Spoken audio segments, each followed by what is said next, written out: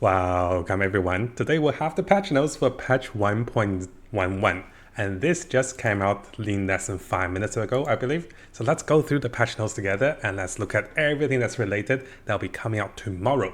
And hopefully there's not much bugs and there's not much nerfs. So over here, this patch contains new gameplay tower maps, checkpoints for map areas, respawn attempts for Avatar of Ashes, as many monster changes, unique changes, and also bug fixes. Look at these patch notes. This is gonna be a while. Yes, this is gonna be a pretty exciting patch. So this patch contains new gameplays, and yes, we spoke about this. Let's have a look at the Endgame Changes. Added 4 new tower maps with all of those available that we saw on the livestream. The Lost Tower maps has been revamped. To address the problem only having 1 attempt at the Avatar of Ashes boss, you now have 6 attempts at this fight. Respawns can only be triggered by the person that summons the boss, and everyone in the party will respawn at the same time, leaving the map still forfeit your attempts, and you need to fight the boss with a build you work into the map with. Higher difficulty of the boss will lower the number of respawns you receive. We're looking to add more respawns to other pinnacle bosses. So at the moment, it seems like there is only 1 pinnacle boss that is available to be added with more respawns. So this also means the item that's dropping from Avatar of Ashes may be lowering down in price, as players will be attempting this boss even more and getting more items from this boss. So please do aware if you have those items coming from those boss. Avatar of Ashes can no longer be interrupted during his falling flame need skill. He no longer can be blocked. Avatar of Ashes boss is now invulnerable for longer during its emergency and takes less damage while emerging. So they're buffing this boss a little bit because you have more revives, so they're making this a little harder, which is the direction they want the challenging fat. So Avatar of Ashes is now way less likely to target minions. That's good.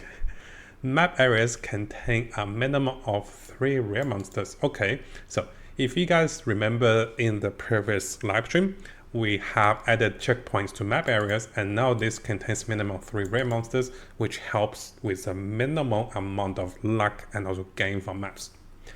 Citadels now appear closer to the Zagorafage. This is actually a really big upgrade. Improve the visibility of Citadel of the endgame. We do have a video to talk about this, guys. You can now see Citadels in the Fog of War with a light up. Very good to be pathing towards this. So map now display the biomes when hover over the Atlas AI. So when you look at the biomes, there's a key passive that which if I come over here, it is local knowledge. So this passive is great, but we have had a video to talk about how this can be doing wrong things. So it is better now that we have knowledge of the biomes of each of the maps. So added new Overseer's Persecutor tablets, which will allow us a currency item which can be placed into the towers and also add boss modifiers. And this allows us to have more bosses added to the maps and can roll exclusive modifiers that affect boss monsters. Map area have been adjusted for more distinct specialities. If, for example, one map area might have more total number of monsters, while others is likely containing content such as Strongbox, Essence, and also Shines. Generally speaking, the more difficult the map is to clear, the smaller it is, the more access it will specialize. Okay, here's an overview of the changes we made to the maps. So what the developer said is they want players to discover the maps they like and the best maps to be farming. So number of maps now spawn up to the double number of chests, as twice as many minimum magical and also rare chests. Number of maps now contain up to double the number of monsters. Oh, that's really good. Number of maps now contain 50 more magic monsters, 50 more rare monsters, and also higher number of rare monsters you'll encounter. There is also lower minimum monsters you'll encounter. So there's 50% more chance to obtain Essence, Strongbox, and also Shines. Maps are only exclusively found in biomes containing Citadels now have 50% chance to containing Citadels now have 50% more chance containing Essence, Strongbox, and also Shines. So a massive buff to mapping and also box and also juicing and also everything related to the maps together with all the tablets and also all the good things that's coming to mapping. Now they have even buffed unclaimed hideout areas now contain more magic and also fear rare monsters. So this is to make things a little easier, I guess, for players to get hideout. Monsters in the Untamed Paradise now have been breeding. Untamed Paradise now contains 100% more monsters, which spawns 100% more quadruple magic and also rare monsters. So if you guys remember this one, this is where you get a lot of experience. Improve highlight ability, clickability of shines, reduce the damage scaling of monsters in Synchro encounters with added difficulty. Adjusted the chance for maps to contain monsters. You should encounter a boss roughly in every 4 maps, which is a massive buff to the Atlas maps and also for the bosses. The chance for map bosses to drop a waystone at the current tier or higher has been reduced to account the increase in total boss monster. Okay, so they did nerf the chance of getting more waystones, but I think most of us were getting pretty decent maps anyways. But let's have a look at this. The Radiant Waystone Atlas now provide 15% chance for map bosses to drop a waystone compared to previous 25. Okay, this is the adjustment. The small boss node now provide 6% instead of the 10%. I'm not afraid of you passive node, which contains 100% increase splinters. Previously it was 50%. Okay, so this is a pretty big buff. You'll be seeing a lot more splinters. So this is like a 100% buff. So from 50% to 100% to increase Synchro splinters coming from this particular passive skill. And this is the Atlas passive skill. So definitely something you want to look into if you're already farming the Synchro. So reduce the number of monsters and also smelters from bridge by 15%. They mentioned that this is not a major nerf to the bridge guys because they were just not spawning monsters fast enough in the question and also answers. Increase the amount of splinters found in maps by 20%. Again, look at this increase of 100% here and it's a 20% here. Add a 2D up to the waystones that are installed in the layer of Delirium. Crisis Fragment, Bridgestone, Synchro, and the Audience to the King now have more appropriate gold value to vendors. Who's going to sell those? This is a pretty much a troll, right? We don't know. So increase how far you can zoom out on the endgame mobs with keyboard and also mouse input. Yes, more zoom levels. So over here we have some skill changes.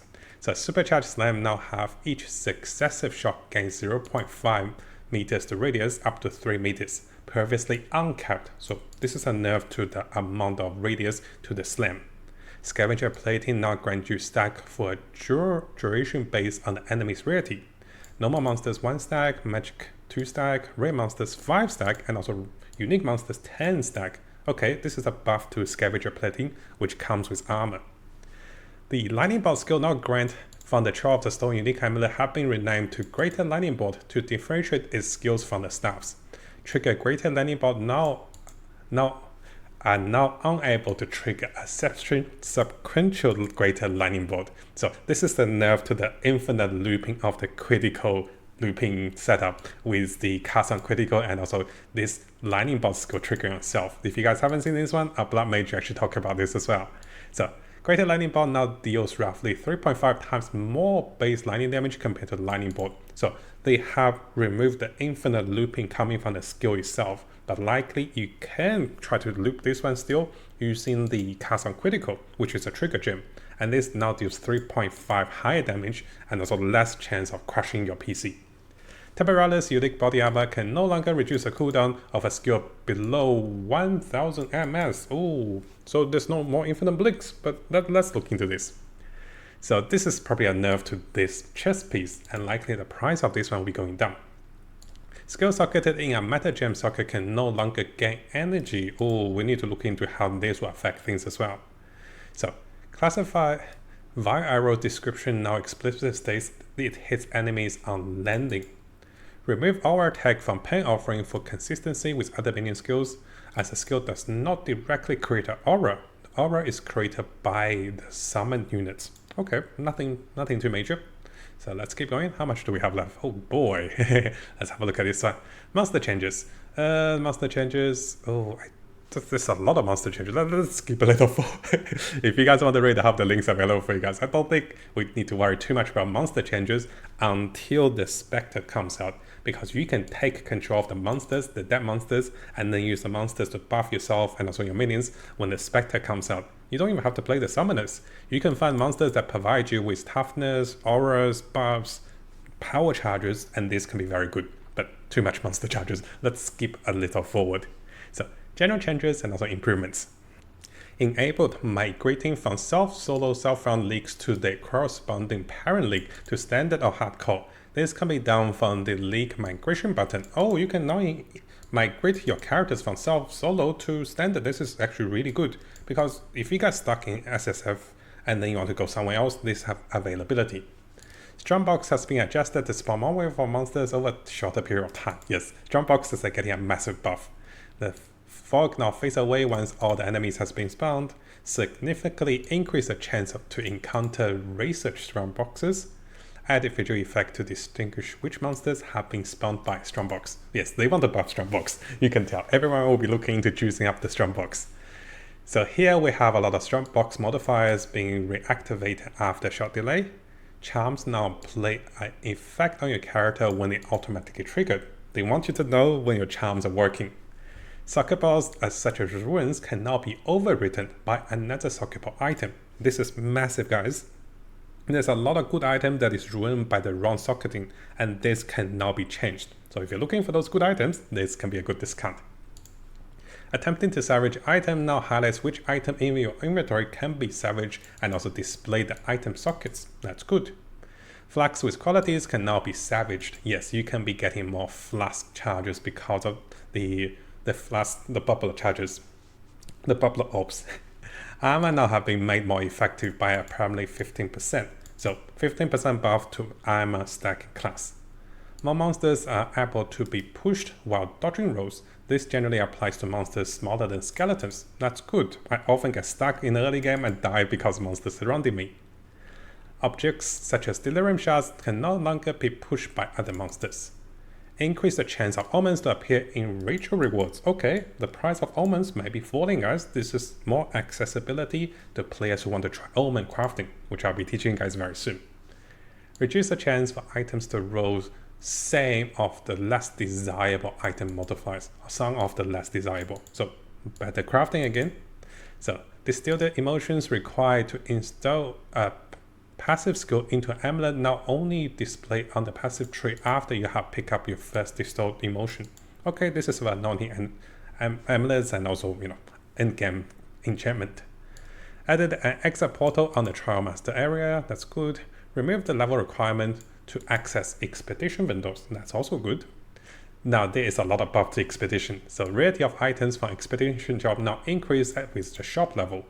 So shops generally have more rare items at higher levels. This doesn't affect the existing shops. You will use railroad currency to generate shops with improved rarity. This is actually pretty interesting. So investing into a better shop.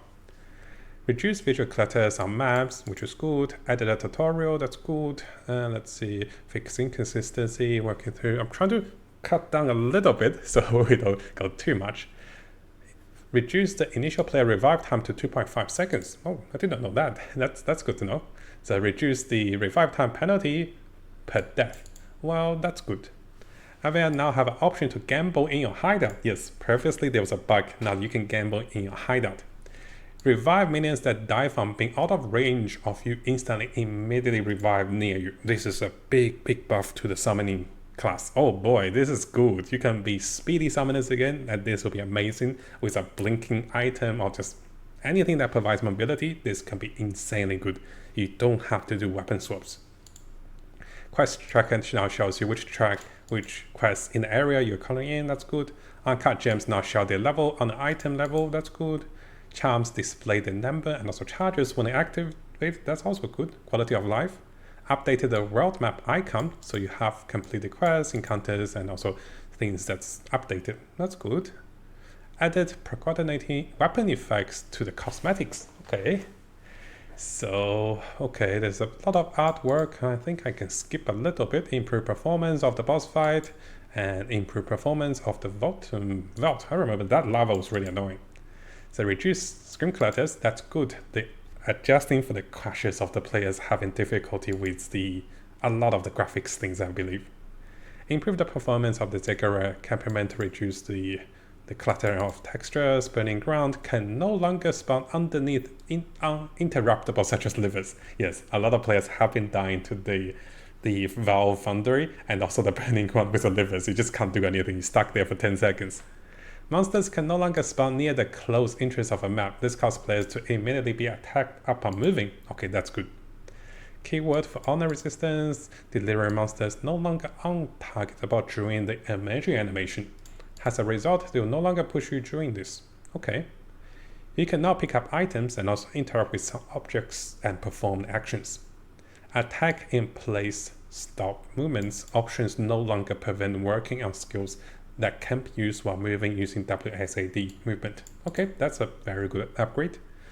Continue to incrementally improve the sound and everything that's related to the game. Nice.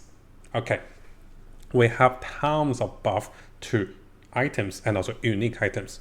I can't say I am going to be an expert on understanding this, so again I will be allowing you guys to have a read this for yourself, but one of the biggest highlight is they want to have divine syncs. A lot of divines in the market at the moment. You can see that this particular item can be updated, or I guess the older items you have can be updated when you use a divine orb onto this item. But remember guys, divine orbs cost a lot of currency. So you only want to use divine orbs on the item to upgrade this one to the newer version if this item worth more than 1 divine once you spend the divine orbs. But definitely have a look at all the stats of the change unique items over here. Again, it is definitely too much for us to go through, and I'm not the biggest, I guess, the understanding to all of those items, but I'm sure there's some crazy ones. So over here we have a number of client fixes, bug fixes, crashes, and also a lot of fixes.